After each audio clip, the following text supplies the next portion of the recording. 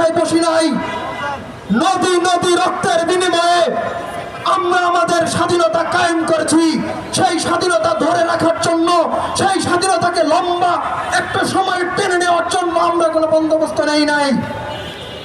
আমরা এখনো দেখছি সোশ্যাল মিডিয়া থেকে শুরু করে এই দেশের সমস্ত জায়গায় সমস্ত আমাদের গণ অভ্যুত্থানের ভাইয়েরা তারা এখন নিরাপদে কোথাও নেই। এই যে দেখেন আমার পিছনে আমাদের শহীদ পরিবারের ভাই মায়েরা বসে আছে এই প্রখর রৌদ্রতাপে।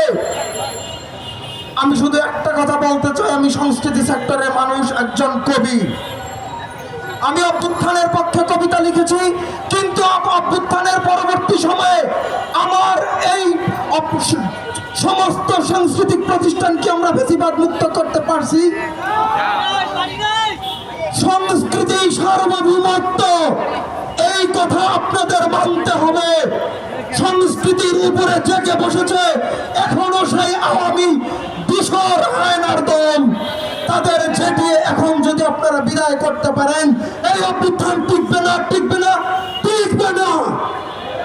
আপনাদের কাছে আমার বিশেষ অনুরোধ থাকবে, আপনারা আসুন, আমরা সম্মিলিতভাবে আমাদের বিপ্লবটা এগিয়ে নিয়ে যাই। ধন্যবাদ সবাইকে।